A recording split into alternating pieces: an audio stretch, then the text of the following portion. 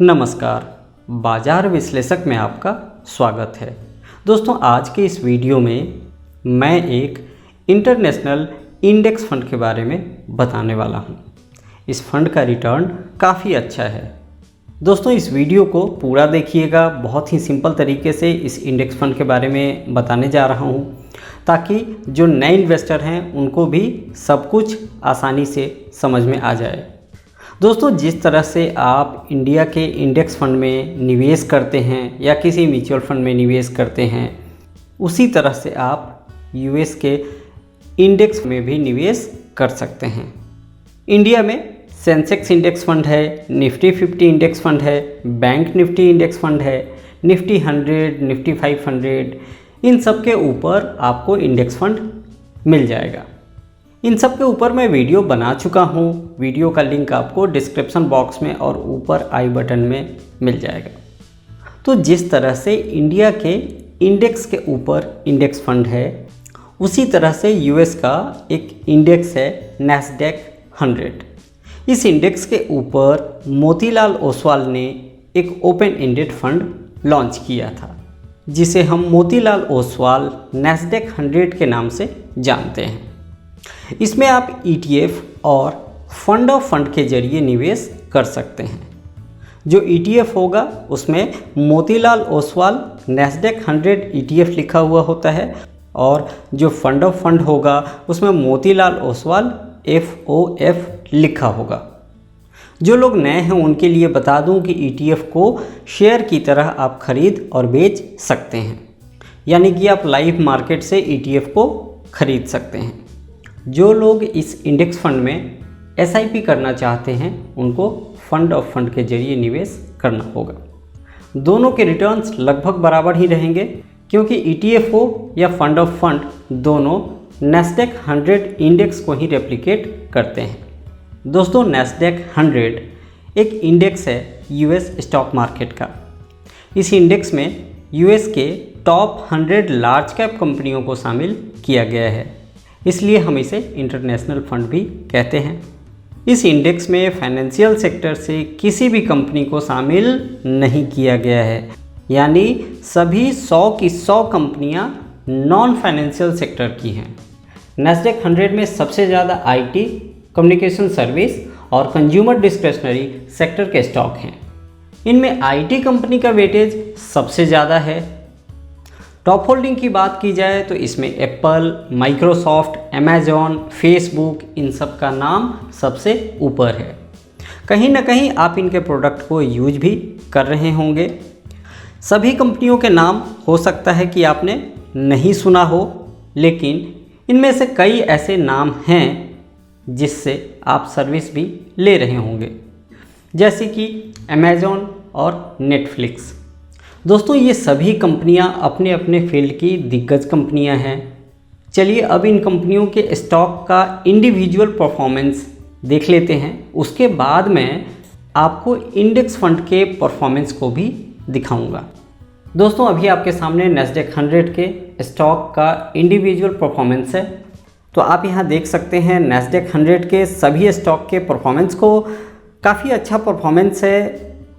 आप यहाँ देख सकते हैं कि एप्पल ने एक साल में 128% का रिटर्न दिया है, माइक्रोसॉफ्ट ने 57% का रिटर्न दिया है, अमेजॉन ने 78% का रिटर्न दिया है। तो इसी तरह आप तमाम कंपनियों के इंडिविजुअल परफॉर्मेंस को भी चाहें तो चेक कर सकते हैं, लेकिन एक इन्वेस्टर के लिए ओवरऑल परफॉर्मेंस ही काफ़ी रहता है। कई लोगों को डिटेल इन्फॉर्मेशन चाहिए होता है कि इंडेक्स के अंदर किस कंपनी का परफॉर्मेंस अच्छा है और किस कंपनी का परफॉर्मेंस ख़राब है। हालांकि कंपनी का परफॉर्मेंस कैसा भी हो, हम और आप उसमें कोई बदलाव नहीं कर सकते। एक्सचेंज के कुछ पैरामीटर्स होते हैं, उसके आधार पर कंपनियों का सिलेक्शन होता है, और जो कंपनी अच्छा परफॉर्म नहीं करती है उसे नैस्डैक 100 से बाहर भी कर दिया जाता है और उसके जगह पर नई कंपनी आ जाती है। इंडेक्स के अंदर जितनी भी कंपनियां हैं, अगर वो अच्छा परफॉर्म करती हैं तो इंडेक्स का ओवरऑल परफॉर्मेंस काफ़ी अच्छा रहता है। यहाँ एक बात आपको और समझ लेना चाहिए कि एप्पल, माइक्रोसॉफ्ट, अमेजॉन सिर्फ US मार्केट में ही अच्छा नहीं परफॉर्म करती है, बल्कि पूरे वर्ल्ड में इनका परफॉर्मेंस अच्छा है। तभी तो आप इसके प्रोडक्ट यूज करते हैं। माइक्रोसॉफ्ट हो गया, एप्पल हो गया या फेसबुक हो गया, तो पूरे वर्ल्ड में एक तरीके से इनका बोलबाला है। आप चाहें तो अपने 500 रुपये को भी वर्ल्ड की दिग्गज कंपनियों में लगा सकते हैं, और ऐसी अपॉर्चुनिटी सिर्फ आपको ETF या म्यूचुअल फंड के जरिए ही मिलता है। बहुत से लोग अपना पैसा चिट फंड कंपनियों में बर्बाद करते हैं। मुझे लगता है कि शायद उन तक ये इन्फॉर्मेशन पहुंच ही नहीं पा रही है। ज़्यादातर म्यूचुअल फंड आपको 500 रुपये के मिनिमम इन्वेस्टमेंट पर मिल जाएंगे। कुछ एक फ़ंड वैसे भी हैं जिसमें मिनिमम अमाउंट आप 100 रुपया भी निवेश कर सकते हैं। खैर चलिए आगे बढ़ते हैं और इस फंड के परफॉर्मेंस को देख लेते हैं। दोस्तों सबसे पहले हम यहाँ नैस्डैक 100 ETF का परफॉर्मेंस देखेंगे।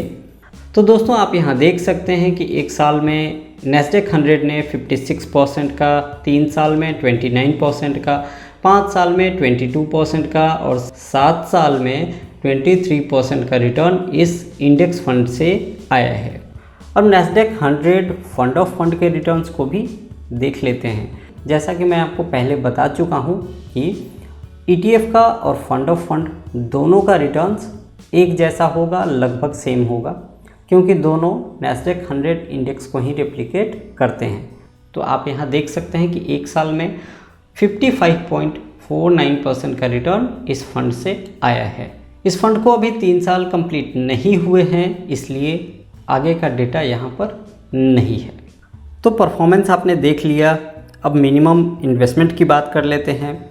इस इंडेक्स फंड में मिनिमम 500 रुपये का निवेश आप कर सकते हैं। निवेश करने के लिए ऐप का लिंक नीचे डिस्क्रिप्शन बॉक्स में दिया हुआ है, उसे डाउनलोड कीजिए और 500 रुपये से अपनी इन्वेस्टमेंट स्टार्ट कीजिए। जो लोग ETF के जरिए निवेश करना चाहते हैं उनके पास डीमैट अकाउंट होना चाहिए। यदि आपके पास डीमैट अकाउंट नहीं है तो डिस्क्रिप्शन बॉक्स में डीमैट अकाउंट खोलने के लिए भी लिंक दिया हुआ है, उस पर क्लिक कीजिए और 10 मिनट में ज़ेरोधा से आप अपना डीमैट अकाउंट खोल लीजिए। डीमैट अकाउंट खुल जाने के बाद आप मार्केट आवर में ETF खरीद सकते हैं। अब बात कर लेते हैं एक्सपेंस रेशियो की। ETF का एक्सपेंस रेशियो 0.54% का है, यानी 54 पैसे। एसेट साइज 1365 करोड़ का है। इसमें कोई भी एग्जिट लोड नहीं है। चलिए अब फंड ऑफ फंड के एक्सपेंस रेशियो को भी देख लेते हैं। फंड ऑफ फंड का एक्सपेंस रेशियो जो है वो 10 पैसा है, यानी 0.1% का, और एसेट साइज है 868 करोड़ रुपए का। यहाँ भी किसी तरह का एग्जिट लोड नहीं देना है। अब इस इंडेक्स में कितना रिस्क है उसको जान लीजिए। इस फंड में रिस्क हाई है। डाउनसाइड -20% के लिए आपको कम से कम तैयार रहना होगा। IT और कम्युनिकेशन सर्विस में सबसे ज़्यादा इन्वेस्टमेंट है, तो कभी इन दोनों सेक्टर में यदि रिसेशन आया तो आपको समझदारी से काम लेना होगा।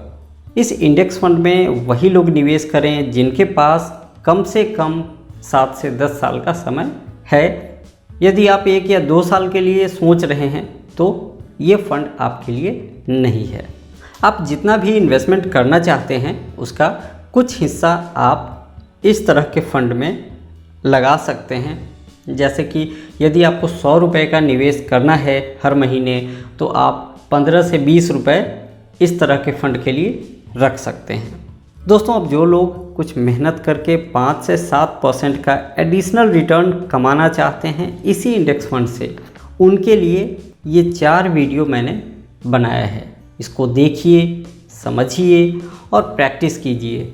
इसको देखने के बाद गिरावट के समय आप बाज़ार से एग्जिट के बजाय एंट्री की सोचेंगे। मेरे YouTube चैनल पर इंडेक्स फंड के नाम से प्लेलिस्ट है, उसमें ये सभी वीडियो आपको मिल जाएंगे। इंडेक्स फंड से जुड़ा कोई भी सवाल हो तो आप मुझसे पूछ सकते हैं। वीडियो अच्छा लगा हो तो इसे लाइक कीजिए और दूसरों के साथ ज़रूर शेयर कीजिए। वीडियो देखने और हमसे जुड़े रहने के लिए आपका बहुत बहुत धन्यवाद। आपसे फिर मुलाकात होगी एक नए वीडियो में। Thank you.